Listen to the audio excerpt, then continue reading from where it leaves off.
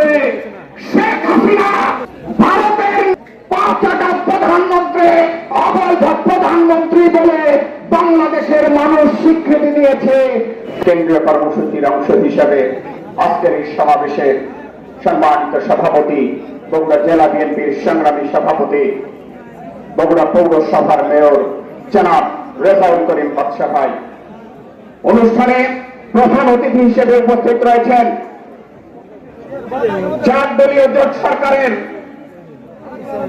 সাবেক স্বরাষ্ট্রমন্ত্রী, সাবেক মেয়র জনাব অ্যাডভোকেট এ.কে.এম. মাহবুবুর রহমান, উপস্থিত বগুড়া জেলা বিএনপির সাধারণ সম্পাদক জনাব আলী আসগর তালুকদার, উপস্থিত নেতৃবৃন্দ, সকলকে জানাচ্ছে বাংলাদেশ জাতীয়তাবাদী দল বগুড়া শহর শাখার পক্ষ থেকে বিপ্লবী শুভেচ্ছা এবং অভিনন্দন।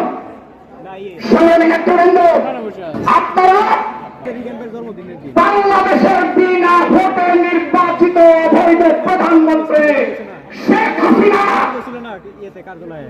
ভারতের নির্বাচিত প্রধানমন্ত্রী নরেন্দ্র মোদীর সাথে সাক্ষাৎ করেন এবং বেশ কিছু অবৈধ চুক্তি স্বাক্ষর করেন, যে অবৈধ চুক্তিগুলো বাংলাদেশের মানুষের কাছে সবগুলো প্রকাশিত নয়, প্রচারিত নয়। সংগ্রামী নেতৃবৃন্দ, আরেকটি হচ্ছে বাংলাদেশের আজকের এই অবৈধ প্রধানমন্ত্রীর কারণে নতজন পররাষ্ট্রনীতি, আর এই নতজন পররাষ্ট্রনীতি হচ্ছে এই চুক্তিগুলো।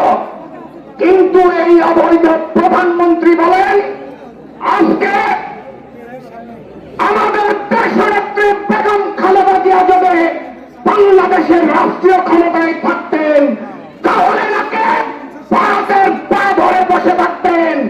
কিন্তু এদেশের আপামর জনতা জানেন দেশনেত্রী বেগম খালেদা জিয়া হচ্ছেন আপসহীন নেত্রী।